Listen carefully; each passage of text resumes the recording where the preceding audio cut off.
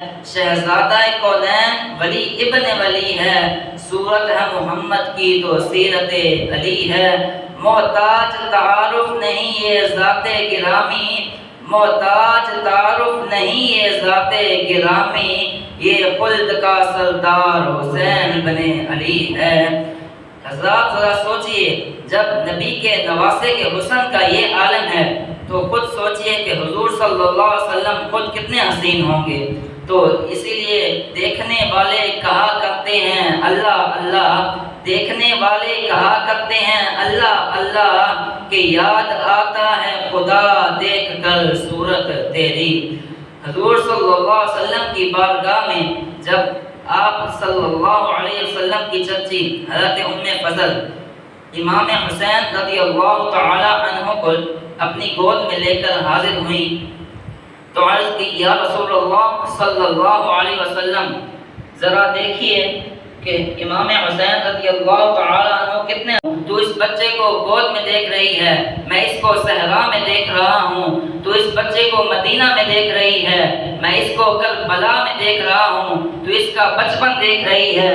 میں اس کا بڑھاپا دیکھ رہا ہوں، تو اس کی ولادت دیکھ رہی ہے، میں اس کی شہادت دیکھ رہا ہوں۔ جب آپ کی چچی نے حضرت امام حسین رضی اللہ تعالی عنہ کی شہادت کی خبر سنی تو آپ زور و کتاب ہوں کہ میرے نواسے کو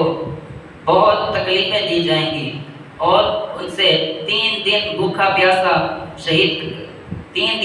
پیاسا رکھ کر میدان کربلا میں شہید کر دیا جائے گا۔ میری وفات کے بعد، میری بیٹی فاطمہ کے وصال کے بعد، میری علی کی شہادت کے بعد مدینہ چھوڑ دے گا، مکہ چھوڑ دے گا، کربلا کے تپتے ہوئے ریگستان پر ڈیرے ڈال دے گا، وہاں اپنے بھائی، بھتیجے، بھانجے اور بیٹے قربان کرائے گا، اور پھر آخر میں خود دنیا والوں کو نیزے پر چڑھ کر قرآن سنائے گا۔ جب امام حسین رضی اللہ تعالی عنہ نے پورا خاندان شہید کرا دیا تو زمین کے ذرات رونے لگے، جنات کی آہیں نکل گئیں، فرشتوں کی چیخیں نکل گئیں، زمین رو پڑی، آسمان رو پڑا، مگر علی کے لال کے صبر میں فرق نہیں آیا۔ اسی لیے تو کہا کرتے ہیں کہ صحرائے کربلا کو بسایا حسین نے، صحرائے کربلا کو بسایا حسین نے، سب کچھ لٹا کے دین کو بچایا حسین نے۔ تاثیر مصطفیٰ کے لعاب دہن کی دیکھو، تاثیر مصطفیٰ کے لعاب دہن کی دیکھو، حضرات خون سے ظلم مٹایا حسین نے، وما علینا الا البلاغ المبین۔